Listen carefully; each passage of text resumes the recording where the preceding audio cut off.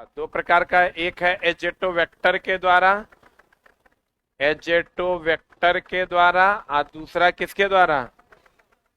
एजेटो vector के द्वारा, और दूसरा किसके द्वारा?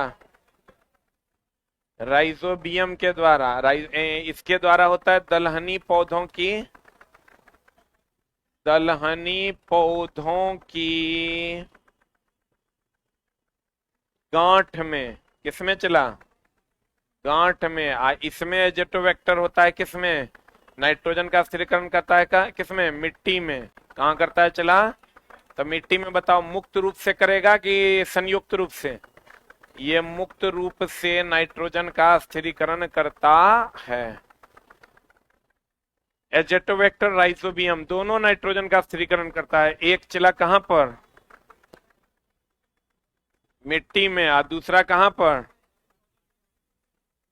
दलहनी पौधों के गांठ में। एजेटो वेक्टर कहां पर? मिट्टी में मुक्त रूप से, और राइजोबियम दलहनी पौधों की गांठ में।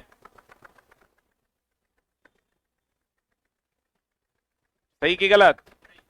नाइट्रोजन का स्थिरीकरण जो हम लोग करते हैं तो नाइट्रोजन किसमें बदल जाता है?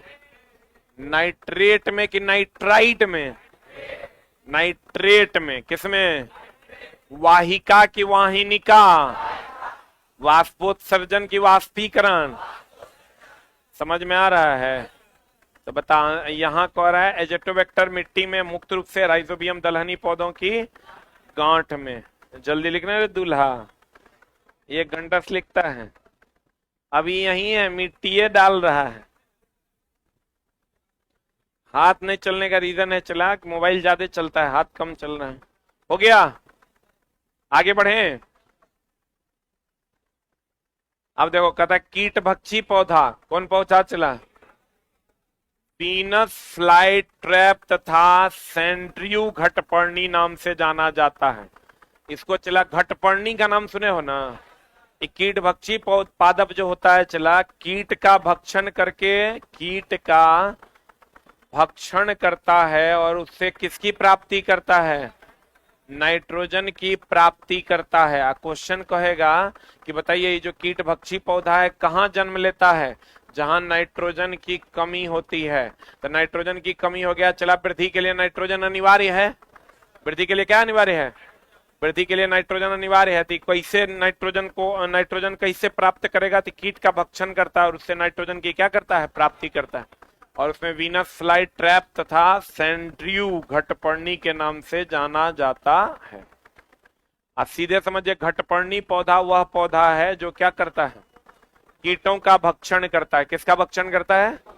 कीटों का भक्षण करके नाइट्रोजन की प्राप्ति करता है, और यह वहां पैदा होता है जहां नाइट्रोजन की क्या होती है? कमी होती है। क्लियर है? बोलन रे।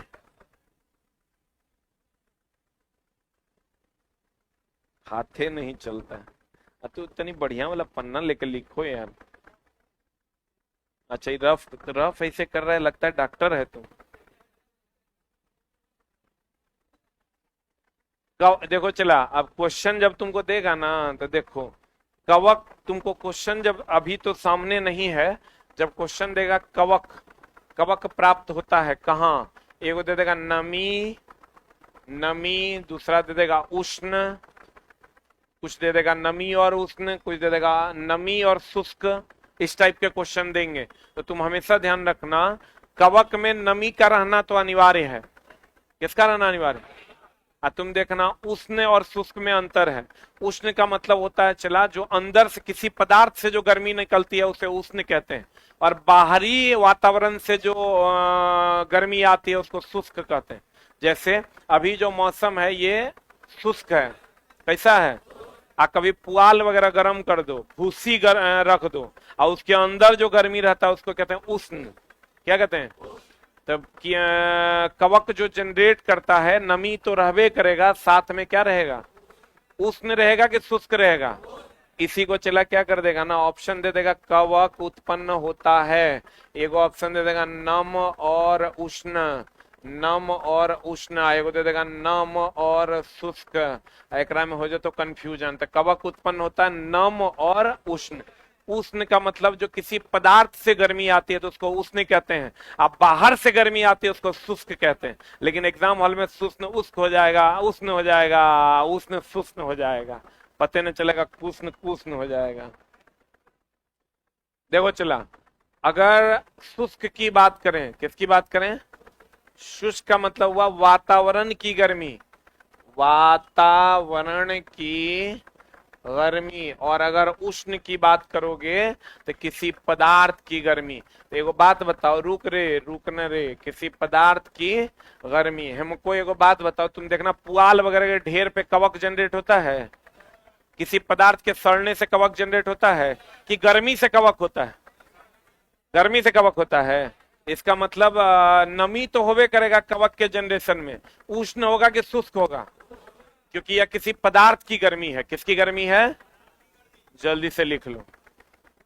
जिला एनसीईआरटी में बल का ऐसे मात्रक न्यूटनो है, वो हम तुरा नहीं दिए हैं। एनसीईआरटी में विद्युत धारा का ऐसे मात्रक एम्पियरो है, उतरा हम नहीं दिए हैं। ये मानते हैं कि उतरा आता है, ठीक ना। 20 से 30% फैक्ट्स जो होंगे वो कुछ चीज है जो तुम जानता है, कुछ बहुत सारी चीजें हैं जो तुम नहीं जानता है, इसलिए उसको बढ़िया से देख लो। उसमें चला कवक का दाद खाद खुजली दिनाई एक्जिमा कवक से होता है, ये तू ऑलरेडी जानता, तू नए है। अगर कहीं होगा तो उसके बदले हम तुमको अच्छा वाला चीज पढ़ा देंगे। 10-20 लाइन 50 लाइन को अगर छोड़ दिया जाए तो आपको जितना कंफ्यूजन वाला मामला है ना, बहुत सारे कंफ्यूजन की चीजें दिखाई देंगी। शुष्क की उष्ण, शुष्क की उष्ण, क्लियर है ना। अब देखो चला, जटिल खाद्य पदार्थ को सरल पदार्थ में परिवर्तित, ये वो चीज हमेशा ध्यान रखना, कभी कभी देता परिवर्तित करना और कभी कभी देता टूटना। जैसे जटिल खाद्य पदार्थ, जैसे तुम मटन रेड मीट खाते हो, वो जटिल खाद्य पदार्थ है। कौन खाद्य पदार्थ है? उसको जो जटिल खाद्य पदार्थ है उसको सरल पदार्थ में परिवर्तित करना या टूटना, दोनों बातें हैं। परिवर्तित करना भी और क्या करना भी, टूटना भी। विखंडन, यह प्रक्रम क्या कहलाता है? पाचन कहलाता। बोलो हाँ। जटिल पदार्थ का हम जो भोजन करते हैं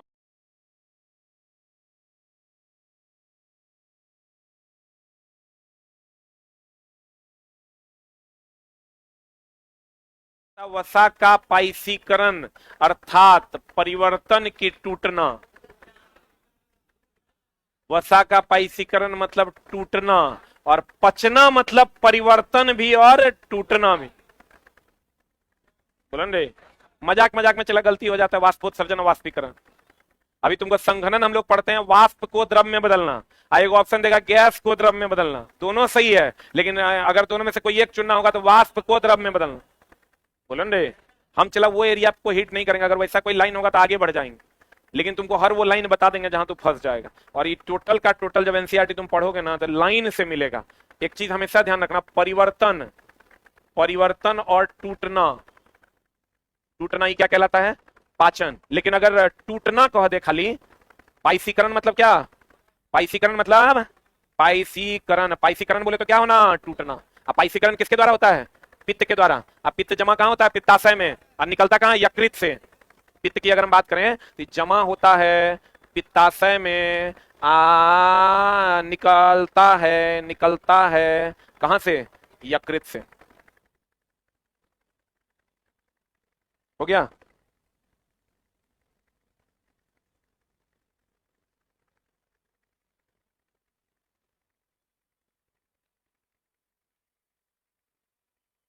हो गया? पढ़े। पित्त जमा कहां होता है? पित्ताशय में, और निकलता कहां से है? यकृत से। बढ़े। कितना स्लो हाथ चलता है, हैंडराइटिंग का तो तुम मम्मी डैडी के लिए। हो गया? And the next one is Madhu. अब देखो चला, एक होता है हमिंग बर्ड, का नाम सुना है ना। हम लोग क्या कहते हैं कि मधुमक्खी जो है वो मकरंद से अपना भोजन प्राप्त करता है। मकरंद कहां होता है? फूल में। कहां होता है?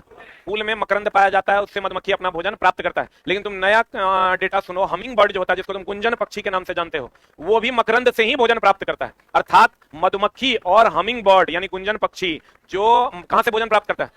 कहां से प्राप्त करता है?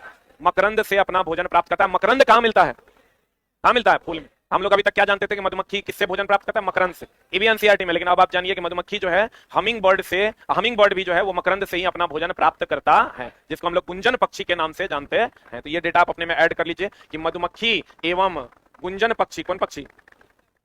गुंजन पक्षी जो है, हमिंग बर्ड, पौधे के मकरंद से भोजन की प्राप्ति करता है।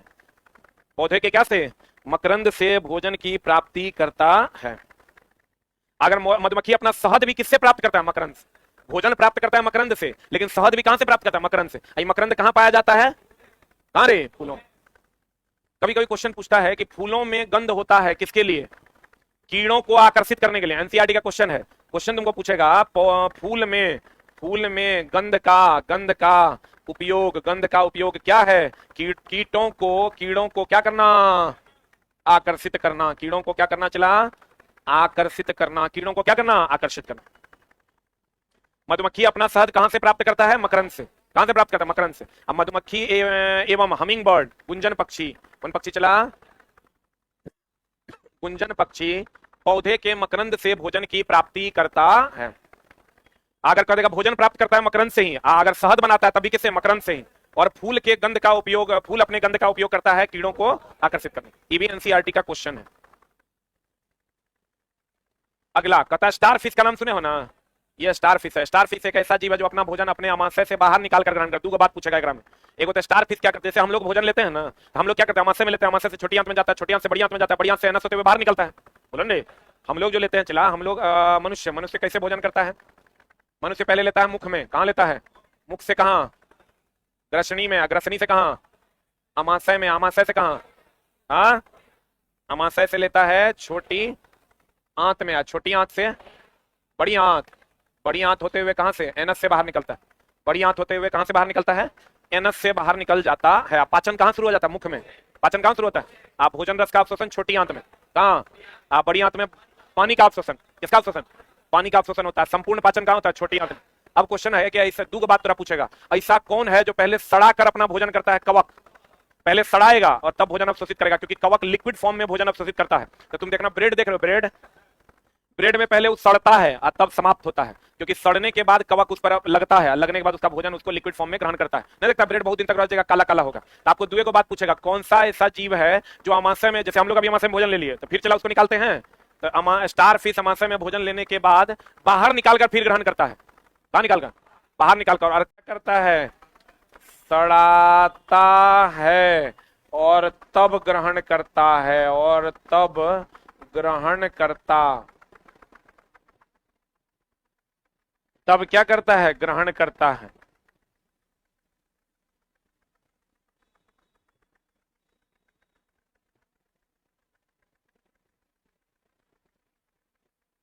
मुख से कवक भोजन को सड़ाता है और तब ग्रहण करता है, और स्टार फिश क्या करता है? अमाशय में लेकर बाहर निकालता है, फिर भोजन को ग्रहण करता है। लाल रस नहीं, लार रस। लार रस मंड को शर्करा में परिवर्तित करता है। किसको किसमें करता है? मंड को शर्करा में परिवर्तित कर देता है। किसके द्वारा? एंजाइम के द्वारा। एमाइलेज का नाम सुने हो ना? किस एंजाइम के द्वारा? एमाइलेज एंजाइम के द्वारा। अब देखो आज चला, ऐसी कौन सी ग्रंथि है जहां से पसीना नहीं निकलता? होंठ। कहता अमाशय की आंतरिक परत, देखो चला, ये अमाशय जो है, इसका जो आंतरिक परत होता है ये श्लेष्मा झिल्ली से बना होता है। किससे बना होता है? जो इसकी सुरक्षा करता है। जो इसकी क्या करता है? कहता है अमाशय की आंतरिक परत की सुरक्षा किस झिल्ली के द्वारा होती है? श्लेष्मा झिल्ली के द्वारा होती है। अमाशय के आंतरिक परत की सुरक्षा किस झिल्ली के द्वारा होती है? चला क्वेश्चन कभी कभी पूछता है अग्नाशय किस रंग का होता है? हल्का पीले रंग का। किस रंग का? कहता है अग्नाशय हल्के पीले रंग की एक ग्रंथि है जो अमाशय के ठीक नीचे स्थित होता। अग्नाशय का इंग्लिश क्या होता है? ये देखो यहाँ ई आपका अमाशय हो गया, अरे जिसको स्टोमक कहते हैं। स्टोमक के नीचे देखिए ये पेनक्रियास है। ये किस रंग का है? किस रंग का है? क्वेश्चन पूछता नीला पीलन रे, चोटा देखियो नहीं रहा है रे। देखो ई सब का रंग तुमको नहीं पूछेगा, लेकिन अमाशय पेनक्रियास का रंग जो है, अग्न्याशय का रंग, अग्न्याशय के बीटा सेल से इंसुलिन हार्मोन निकलता है। तुमको क्वेश्चन पूछेगा, देखो ये अमाशय के ठीक नीचे होता है, छोटी आंत बड़ी आंत के ऊपर होता है। बोले वे नहीं करें। हमारा जो चिला, अगर हम भोजन की बात करें तो आप गौर से देखो, यहाँ पर ये हम लोग जो भोजन करते हैं वो कहाँ जाता है? स्टोमक में। स्टोमक से जाता है कहाँ? छोटी आंत में। छोटी आंत से कहाँ जाता है? बड़ी आंत में। अब बड़ी आंत से अनस होते हुए बाहर निकलता है। तो ये अमाशय के नीचे और छोटी बड़ी आंत के ऊपर, यही बीच में पीले रंग का जो होता है उसी को हम पेनक्रियाज या क्या कहते हैं? अग्नाशय। तो आपको क्वेश्चन पूछेगा अग्नाशय का रंग कैसा होता है? पीला। और ये तो सबको पता है, अग्नाशय के बीटा सेल से इंसुलिन का स्रवण होता है। अग्नाशय के बीटा सेल से इंसुलिन का स्रवण होता है। बताओ, ये अमाशय के ठीक नीचे है। स्टोमक बोले तो अमाशय, अमाशय के ठीक नीचे पाया जाता है। अब बताओ, कभी कभी प्रोस्टेट ग्लैंड के बारे में पूछता है। प्रोस्टेट ग्लैंड का नाम सुना है? कहाँ पाया जाता है? कहाँ पाया जाता है? प्रोस्टेट ग्लैंड मेल में पाया जाता है और टेस्टिस के ऊपर पाया जाता है। बोलो रे। अब प्रोस्टेट ग्लैंड का काम है स्पर्म को क्या करना? सफेद करना। क्या करना? सफेद करना। कहता है प्रथम बार ब्यूमॉन्ड ने देखा कि अमाशय भोजन का क्या कर रहा है? मंथन कर रहा था। प्रथम बार किसने देखा था? ब्यूमॉन्ड। ये सब क्वेश्चन जब चला आएगा ना तो लड़का कहेगा आउट ऑफ सिलेबस पूछा। आउट ऑफ सिलेबस नहीं, एनसीईआरटी का लाइन है।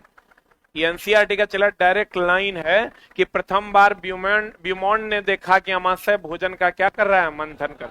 ये पिछले बार एलडीसी में पूछा, ये किसी किताब में मिला नहीं, हमको लगता है लुसेंट में नहीं है। ये क्वेश्चन चला पूछ दिया था कि प्रथम बार ब्यूमॉन्ड ने देखा कि अमाशय भोजन का क्या कर रहा है? मंथन कर। किसने देखा था? अमाशय भोजन का क्या कर रहा है? मंथन। ये तो सब जानता है। चला यहाँ जो हम देते हैं, अमाशय में कौन एसिड पाया जाता है? अमाशय में पाया जाता है HCl। ये हमेशा ध्यान रखिएगा। चला HCl का काम है भोजन को तोड़ देना। क्या करना? तो तोड़ेंगे तो यहाँ मंथन होगा ना, तब ना छोटी आंत में जाएगा। हम जैसे रसगुल्ला खाते हैं, रसगुल्ले चल जाए सीधे छोटी आंत में फंस जाएगा। अरे कभी बकरी का छोटी आंत देखे हो? वो पतला पतला पाइप टाइप का नहीं रहता है रे। आओ समझो कि डायरेक्ट इसीलिए बड़ा बनाया जाता है कि रसगुल्ला, मटन, चिकन सब यहाँ आएगा। और यहाँ जो हाइड्रोक्लोरिक एसिड है वो इसको क्या कर देगा? मथेगा। क्या करेगा? मथेगा मतलब तोड़ेगा, अर्थात परिवर्तित करेगा। तोड़ेगा या परिवर्तित करेगा। तब ये जाएगा कहां पर? छोटी आंत में। और तब उसके जरूरी रसों को क्या कर लिया जाएगा? विल्ली के द्वारा अवशोषित कर लिया जाएगा। तब वहां से जाएगा वो बड़ी आंत में। बड़ी आंत में उसका पानी अवशोषित करके और सूखा सूखा फिर निकाल देगा। कहते हैं ये बात पहली बार किसने देखा था? ब्यूमॉन्ड ने। किसने देखा था? ब्यूमॉन्ड ने देखा था कि अमाशय भोजन का क्या कर रहा है? मंथन कर रहा है। जो सीधा हम ग्रसनी से अमाशय में लाते हैं, ये भोजन का क्या करता है? मंथन करता है। कभी कभी ये क्वेश्चन और पूछता है, एनसीईआरटी का ही है। जो हम लोग भोजन करते हैं वो मांसपेशियों के संकुचन के कारण हमारे अंदर तक जा पाता है। किसके कारण? संकुचन के कारण। कहता क्षुद्रांत। क्षुद्रांत मतलब छोटी आंत। ये देखो यही है चला क्षुद्रांत, छोटी आंत। छोटी आंत में ये देख रहे हो नली जैसी संरचना, उंगली जैसी संरचना। ये जो उंगली जैसी संरचना इसी को विल्ली कहते हैं। क्या कहते हैं इसको? ये चला एक पाइप है। ये जो देख रहे हो ना, ये एक पाइप है। ये छोटी आंत का पाइप है। अच्छा चला बकरी उकरी कभी छोड़ो, रहने दो। बहुत लोग शाकाहारी लोग हैं। नहीं छोड़ो ना, ये तुरंत देखने का जरूरत है, पढ़ लो काम हो जाएगा। कहते हैं बहुत लोग तो करने लगते हैं। ये जो चला छोटी आंत है, इसमें ये विल्ली जैसी जो संरचना तुम देख रहे हो, इसको विल्ली कहते हैं। क्या कहते हैं इसको? ये भोजन रस का अवशोषण करता है। किसका अवशोषण करता है? और ये छोटी आंत में पाया जाता है। इस बार का सबसे हाईलाइटेड क्वेश्चन था विल्ली। इस बार रेलवे का सबसे हाईलाइटेड क्वेश्चन क्या था? विल्ली। विल्ली और एल्वियोली दो महाभिव्याई था। कहते हैं क्षुद्रांत यानी छोटी आंत की आंतरिक भित्ति में उंगली के समान संरचना होती है। क्या होती है ये? जिससे पचित भोजन का अवशोषण होता है। पचित भोजन का पच तो जाता है, टूट तो जाता है अमाशय में ही, पचित भोजन का अवशोषण होता है, इसे दीर्घरोम रसांकुर अथवा विली भी कहते हैं। अब चला थोड़ा ऑप्शन में, विली इंग्लिश वर्ड है, दीर्घरोम भी इसको कहते हैं, और इसको क्या कहते हैं, रसांकुर भी कहते हैं। तो चला हम लोग पढ़ते हैं विली।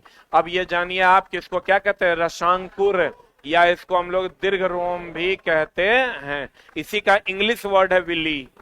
इंग्लिश वर्ड क्या है, विली। तो कहते हैं उंगली जैसी जो संरचना है उसको दीर्घरोम कहते हैं, या उसको रसांकुर कहते हैं, या उसको क्या कहते हैं, विली कहते हैं।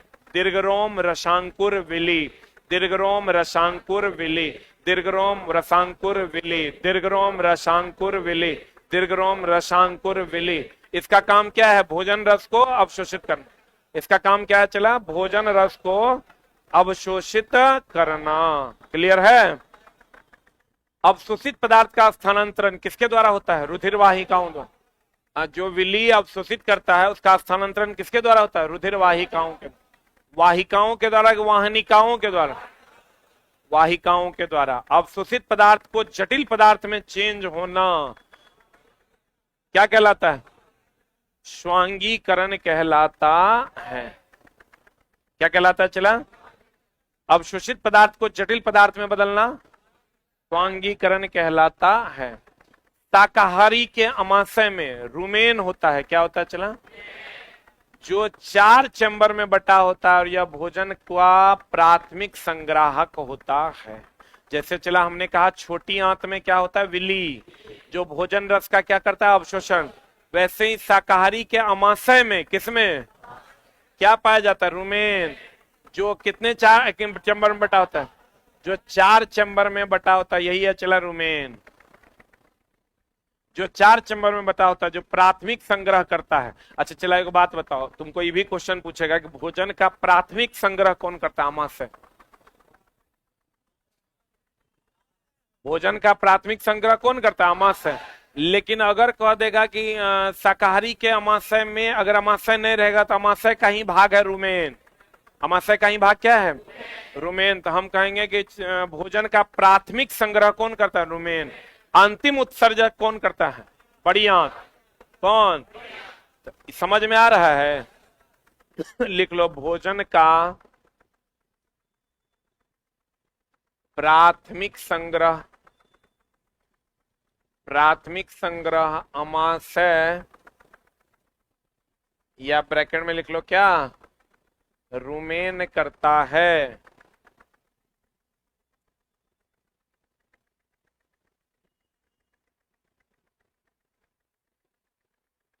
ये क्लास 6:20 से स्टार्ट होती है। जब तक मेरा दिल करता है हम पढ़ा देते हैं।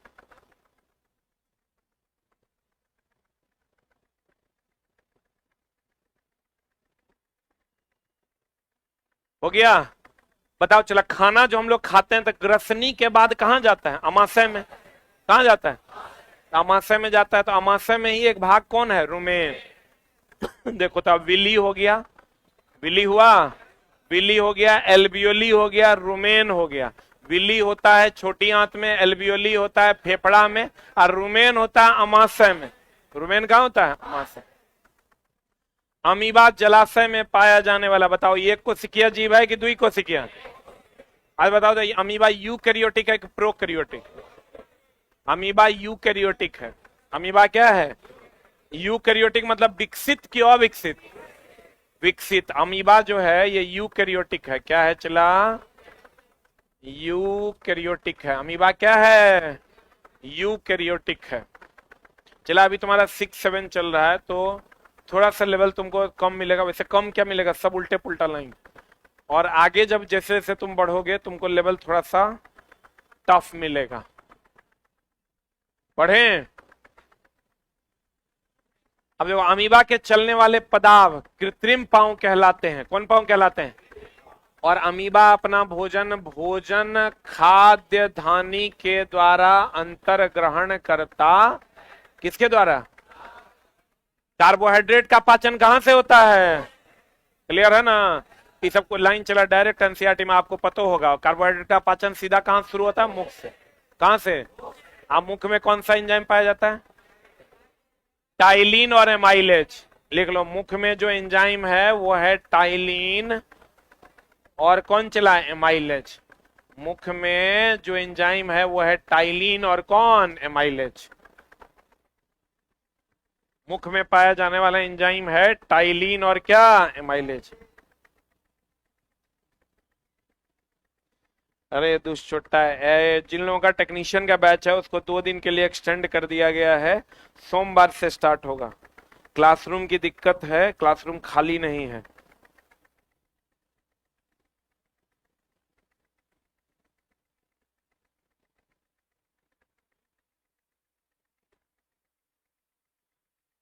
हो गया। अगला कहता है प्रोटीन का पाचन कहां से शुरू होता है? अमाशय से। वसा का पाचन छोटी आंत से। वसा का पाचन छोटी आंत से। एक और है, आप देखो चला यहाँ पर वसा का पाचन किससे होता है? छोटी आंत से। अब यहाँ आज ही हम पढ़ा रहे थे तो हमको वहां दिखा भी चला, देखो एनसीईआरटी में क्वेश्चन भी है। डॉक्टरी थर्मामीटर, डॉक्टरी थर्मामीटर किसमें नापता? छोटी आंत से। पाचन कहां से शुरू होता है? अमाशय से। अब यहाँ आज ही हम पढ़ा रहे थे तो हमको वहां दिखा भी चला, देखो एनसीईआरटी में क्वेश्चन भी है। डॉक्टरी थर्मामीटर, डॉक्टरी थर्मामीटर किसमें नापता है? फ़ारेनहाइट में। फ़ारेनहाइट में भी नापता है, सेल्सियस में भी नापता है, लेकिन मुख्य रूप से किसमें नापता है? फ़ारेनहाइट।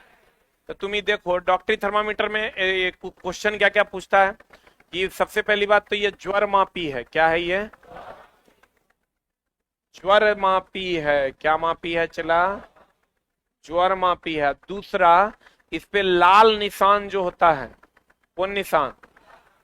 लाल निशान होता है 37 डिग्री C या 98.6 डिग्री फ़ारेनहाइट।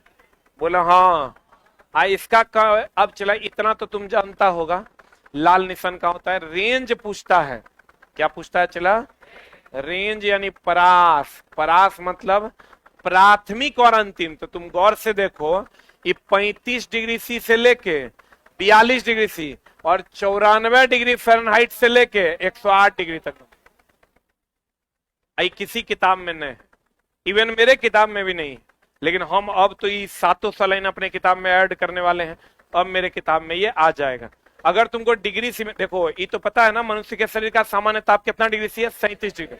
कितना डिग्री C है? या 98.6 डिग्री फ़ारेनहाइट। लेकिन इसका मिनिमम रेंज कहां से स्टार्ट होता है? 35 से। अब मैक्सिमम 42 डिग्री C। आप फ़ारेनहाइट में कहोगे 94 से लेकर 108। परास इन डिग्री C अगर कहोगे तो 35 डिग्री C से लेकर कहां तक? 42 डिग्री C। और अगर फ़ारेनहाइट में कहोगे तो ये हो जाएगा 94 डिग्री फ़ारेनहाइट, 108 डिग्री फ़ारेनहाइट। ठीक है, आज भी हम पढ़ाए हैं हमको लगता है 11 से 12 या कोनो बैच में। 35 से 42, 94 से 108। अब चला, जब ये क्वेश्चन पूछ देगा तो फिर ही चल जाएगा आउट ऑफ सिलेबस।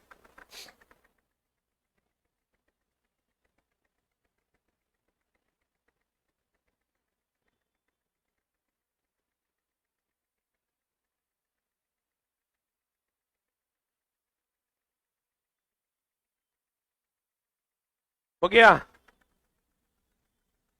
अरे हुआ।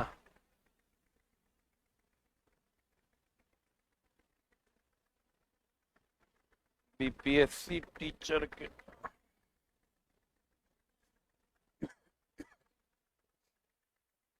अभी चला, बीपीएससी टीचर का जो बैच दिए हैं, हम लोग भी बैच दिए तो बाद में ठगना पड़ा बच्चा। ठगना क्या पड़ा? बैच लिए टीआरई 1 टीआरई 2 में हम बैच नहीं दिए। 2 में तो साफे नहीं दिए, 1 में एगो बैच दिए। 3 में सोचे कि अगस्त तक है टाइम, कैलेंडरों दे दिया है, सोचे पढ़ा देंगे। हम अपने से सोचे पढ़ाएंगे साइंस। मार्च में फरवरी में शुरू किए, सोचे अब अगस्त तक है, बढ़िया से पढ़ाएंगे। 10 क्लास खाली ओग्राम Newton law of motion of friction पढ़ाए। हाईलाइट करवा तो दिए हम, चला फंसियो जाएगा, वो फंस भी जाएगा, वो मास्टरों बन जाएगा। अब वो जाके एग्जाम हॉल में है, वहां स्कूल में जाकर हाईलाइटे न करवाएगा। जैसे हम ओकरा नहीं पढ़ाए, ईमानदारी से बता रहे नहीं पढ़ाए, लेकिन मेरा चूंकि 10 साल का एक्सपीरियंस है साइंस, घटन के कारण ये मनुष्य के शरीर का सामान्य तापमान भी है। पहली अब तो पता चलेगा अणुओं के गड़बड़ा देगा। एक होता है ऊष्मा संचरण की विधि है, गौर फरमाइएगा, ऊष्मा संचरण की विधि है कौन कौन? चालन, हम दुए को पर बात करते हैं, एगो चालन पर है, एगो संवहन पर। विकिरण तो सब जानता है, सूर्य की ऊष्मा का पृथ्वी तक पहुंचना, बोलवे नहीं करेगा। तो चालन की अगर हम बात करें, किसकी बात करें? चला चालन, ऊष्मा संचरण की दो विधि है, वो चालन संवहन, तीसरा भी विकिरण। चालन हो गया, चला लोहा का गर्म करना, किसका गर्म करना? लोहा का गर्म करना, एक दूसरे को दूसरा, तीसरे को तीसरा, चौथे को चौथा, पांचवें को पांचवा, छठे को। बोलो हाँ। ऊष्मा संचरण की दूसरी विधि है जब हम लोग पानी को गर्म करते हैं। किसको गर्म करते हैं? पानी को गर्म करते हैं। एक अणु दूसरे अणु को, दूसरा अणु तीसरे अणु को, तीसरा अणु चौथे अणु को गर्म करता है, ये अणु ऊपर जाता है। देखो बढ़िया से, इसमें आणविक गति नहीं होती है। आणविक गति होती है क्या? आणविक गति नहीं होती है। एक दूसरे को गर्म करता है, दूसरा तीसरे को, इसमें ये अणु ऊपर जाता है। इसको कभी कभी हम कहते हैं इसमें आणविक गति होता है, उसके कारण ऊष्मा का संचरण, इसी को कहते हैं आणविक संघटन। इसमें वर्डे बदल देता है, इसको कहते हैं चला हम लोग आणविक संघटन के कारण ऊष्मा का संचरण होता है। किसमें? संवहन में। इसको चला स्थिर से घेर लो, आणविक संघटन के कारण ऊष्मा का संचरण होता है। किस विधि द्वारा? संवहन विधि द्वारा। आणविक संघटन के द्वारा ऊष्मा का संचरण होता है। कौन विधि द्वारा? संवहन विधि द्वारा। आणविक संघटन, संघटन का मतलब यहाँ ट्रांसमिशन है। संघटन का मतलब क्या है? ट्रांसमिशन है। हाँ, हेलो,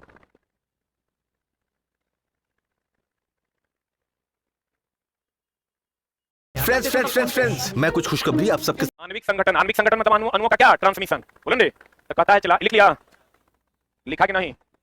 लिख लिए? अरे लिखे। आणविक संगठन मतलब अणुओं का क्या? ट्रांसमिशन। कहता है वह प्रक्रम जिसमें ऊष्मा किसी वस्तु के गर्म सिरे से ठंडे सिरे की ओर स्थानांतरित होता है, क्या कहलाता है? चालन। कहता है अणुओं के द्वारा ऊष्मा का स्थानांतरण चालन कहलाता है, तथा अणुओं की गति के कारण ऊष्मा का स्थानांतरण क्या कहलाता है? क्या कहलाता है? संवहन। इसी को अणुओं की गति को आणविक संगठन या आणविक ट्रांसमिशन कहते हैं। आणविक ट्रांसमिशन चालन की संवहन क्या? संवहन कहलाता है। एसिड शब्द की उत्पत्ति लैटिन शब्द कहां से हुआ है? एसिड से हुआ है। और कभी कभी चला जो देता है ना पीएच का नाम सुने हो? पीएच में पी का मतलब होता है पोटेंज, लिख लो पोटेंज। एच बोले तो हाइड्रोजन, इसको हम लोग पोटेंज ऑफ हाइड्रोजन कहते हैं। क्या कहते हैं इसको? पोटेंज ऑफ हाइड्रोजन कहते हैं। पीएच बोले तो पोटेंज ऑफ हाइड्रोजन। अगर पोटेंज नहीं रहेगा तो सेकंड ऑप्शन मानना पावर ऑफ हाइड्रोजन। लेकिन पी कहेगा किस लैटिन शब्द से आया है तो कहेंगे क्या? पोटेंज। एसिड कहां से आया है? एसिड से। एसिड कहां से आया है? कहेगा केमिस्ट्री किस शब्द से आया है? केमी से। केमिस्ट्री जो है किससे आया है? केमी नाम की मिट्टी से आया है। किससे आया है? कहां से? मिस्र से। कहां से? मिस्र से आया है। अब कहता है चला हल्दी। अब चला ध्यान देना, जो अम्ल क्षार सूचक दो प्रकार का, एक है कोई पिटूनिया का पंखुड़ी, इसमें देगा पिटूनिया का पंखुड़ी, इसको भी लिख लो पिटूनिया का पंखुड़ी। पिटूनिया का क्या? पंखुड़ी। ये क्या है? प्राकृतिक की कृत्रिम। मिथाइल ऑरेंज और फिनोप्थिलीन क्या है? कृत्रिम। मिथाइल ऑरेंज और फिनोप्थिलीन क्या है? कृत्रिम। अब देखो लिटमस पत्र की प्राप्ति कहां से मिलती है? लाइकेन। लाइकेन का रंग कैसा? इस सबको पता होगा। लाइकेन का रंग कैसा? बैगनी। लाइकेन शैवाल और कवक का क्या है? मिश्रण है। लाइकेन शैवाल और कवक का क्या है? चला मिश्रण। लाइकेन का रंग कैसा होता है? बैगनी। तो देखो शैवाल और कवक की प्राकृतिक है कि कृत्रिम है? अरे बोलो न रे। लड़का को पूछेगा लिटमस पत्र क्या है, तू समझता पेपर है। लिटमस पत्र जो है वो लड़का पूछता है क्या है? पेपर है। लिटमस पत्र भी पेपर के रूप में भी पाया जाता है चला, लेकिन ये शैवाल और कवक का क्या है? मिश्रण है। और इसका रंग कैसा होता है? बैगनी। आई प्राकृतिक है कि कृत्रिम है? अब कहता है मिथाइल ऑरेंज अम्ल को लाल तथा क्षार को क्या करता है? पीला। मिथाइल ऑरेंज अम्ल को क्या करेगा? क्षार को क्या करेगा? पीला। मिथाइल ऑरेंज अम्ल को लाल, क्षार को पीला। ये चला कथन निष्कर्ष में देता है तो मामला गड़बड़ाना नहीं। मिथाइल ऑरेंज अम्ल को लाल और क्षार को पीला कर देता है। फिनोप्थिलीन अम्ल में कोई रंग नहीं देता है, अम्ल के साथ कोई रंग नहीं देगा, तथा क्षार को कैसा कर देगा? गुलाबी। याद रखना फिनोप्थिलीन। ये चला 80, 81 अब 82, तीनों पॉइंट को याद रखना। 80, 81, 82 दो चार 5 बार बढ़िया से पढ़ लेना। फिनोप्थिलीन अम्ल में कोई रंग नहीं देता तथा क्षार को क्या कर देता है? गुलाबी। फिनोप्थिलीन अम्ल में कोई रंग देता है लेकिन क्षार को क्या करता है? गुलाबी। गुड़हल के पुष्प अम्ल को गहरा गुलाबी मेजेंटा तथा क्षार को क्या कर देता है? हरा करता। याद रखना पड़ेगा। हल्दी अम्ल को नीला या पीला तथा क्षार को लाल अर्थात लिटमस पत्र के विपरीत रंग देता है। गुलाबी, मतलब जो गुलाबी रहता है तो गुलाबी नहीं रहता, वो कैसा हो जाता है, लाल। ये याद रखना। चला अम्ल के साथ कैसा देगा, नीला या पीला। क्षार के साथ कैसा देगा, लाल। ये तो चला, ये चला क्वेश्चन तुमको पता होगा कि जब अम्ल क्षार से अभिक्रिया करेगा तो क्या बना देगा, लवण। आप प्लस क्या बना देगा, जल। तो चला ये तो सब जानता है, ये उदासीनीकरण अभिक्रिया है। कौन नहीं जानता है, सब जानता है कि अम्ल क्षार से अभिक्रिया करेगा, लवण और जल बनाएगा। ये भी तुम याद रखो कि अम्ल में कुछ भी मिला दीजिएगा तो ये उष्मा देगा, अर्थात उष्मा क्षेपी अभिक्रिया है। ध्यान देना, अम्ल में आप कुछ भी मिला दीजिएगा तो क्या है, क्या है ये, अम्ल में क्षार मिलाइएगा, लवण और जल देगा। अम्ल, एक मिनट, अम्ल में पानी मिला दो, अम्ल में क्षार मिला दो, कुछ भी मिला दोगे तो ये गर्मी देगा। नहीं तो एसिड चला गर्म देता है कि ठंडा हो जाता है, तो गर्मी देता है ना, तो गर्मी देता है। अभी तक हम लोग क्या पढ़े थे, अम्ल जल से अभिक्रिया करेगा तो उष्मा देगा, बोलन रे, अम्ल जल से अभिक्रिया करेगा उष्मा देगा, तो उष्मा क्षेपी की शोषी, क्षेपी ना। और अम्ल कुछ भी से अभिक्रिया करेगा तो आज से जान लो, अम्ल किसी भी चीज से अभिक्रिया करेगा तो उष्मा देगा, और उष्मा देगा तो उष्मा क्षेपी है। अर्थात उदासीनीकरण अभिक्रिया जो होगा वो क्या है, उष्मा क्षेपी। उदासीनीकरण अभिक्रिया क्या है, उष्मा क्षेपी अभिक्रिया का एक उदाहरण है।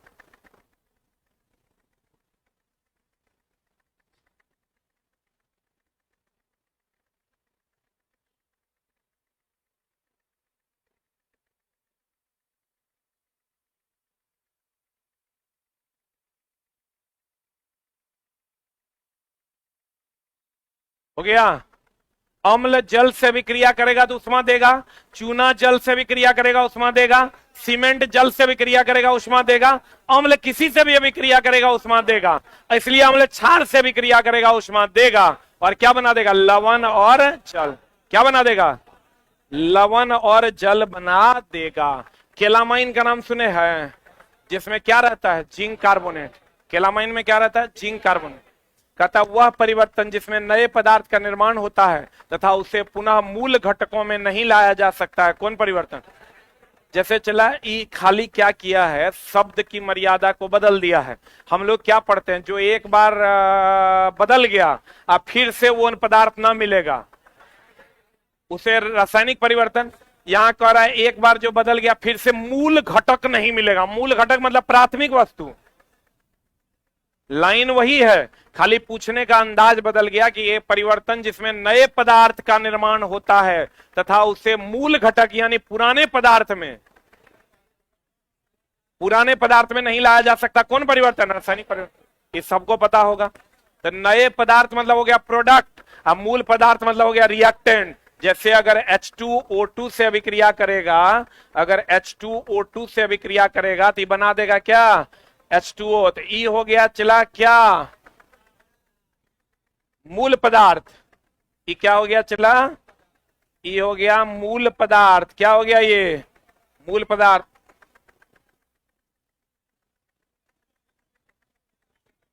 क्या है रे, पैसा चाहिए, मारेंगे कान के नीचे की। मूल पदार्थ, और ये क्या है चला, अरे मूल पदार्थ ये क्या है, कहता वह पदार्थ जिसमें निर्माण होता है तथा उसे मूल घटकों में नहीं लाया जा सकता है। मूल पदार्थ ये हो गया तुम्हारा उत्पाद। माने कान भगाओ उसको।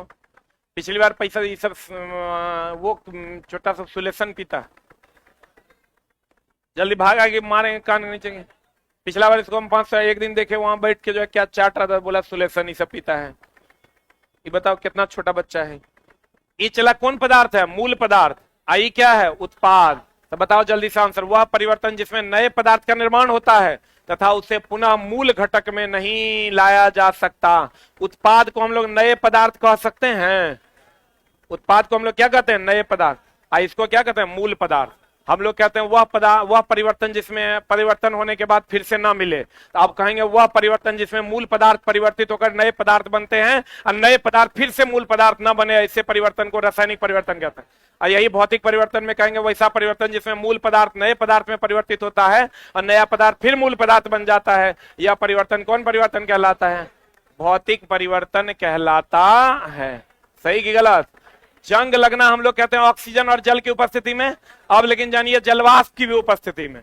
बोलो रे, जंग लगना ऑक्सीजन प्लस जल अर्थात जलवाष्प। तो जलवाष्प का मतलब ऑक्सीजन प्लस जल हो गया रे चला। बोलो रे, ऑक्सीजन प्लस जल अर्थात जलवाष्प दोनों की आवश्यकता होती है। जलवाष्प का मतलब लिख लो ऑक्सीजन प्लस क्या? जल। अच्छा बताओ चला, समुद्र के पानी में ज्यादा जंग लगेगा कौन? आर छोटा। लवण युक्त जंग लगने के प्रक्रम की दर को क्या करता है? बढ़ा देता है। अच्छा हमको एक बात बताओ एकदम सिंपल सा, हम लोग नहीं कहते नमक डाल दोगे तो हड्डियों गल जाएगा।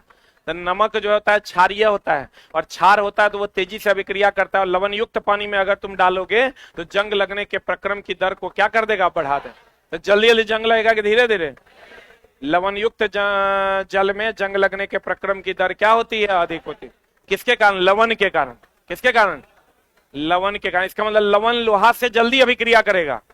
लवण लोहा से जल्दी अभिक्रिया कराएगा। जंग लगेगा ऑक्सीजन और किसकी उपस्थिति? जल। लेकिन आप जानिए जल की जगह पर कभी कभी क्या दे देगा? जलवाष्प दे देगा। ई तो चला, यहां से हम लोग बात करेंगे अगली कक्षा में। यहां तक क्लियर है? बोलो रे, पौधों अपने जगह पे रहेगा। आज जंग लगेगा ऑक्सीजन जल की जलवाष्प भी रहेगा तो चलेगा? चलेगा। अब पचना परिवर्तन है कि टूटना है? पचना क्या है? परिवर्तन की टूटना? पचना चला परिवर्तन है कि टूटना की? दोनों।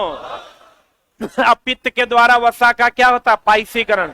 अब पाइसीकरण मतलब टूटना। पाइसीकरण मतलब क्लियर है? बोलो रे। मिलते हैं हम लोग कल की कक्षा में। थोड़ा थोड़ा स्पीड बढ़ा रहे हैं।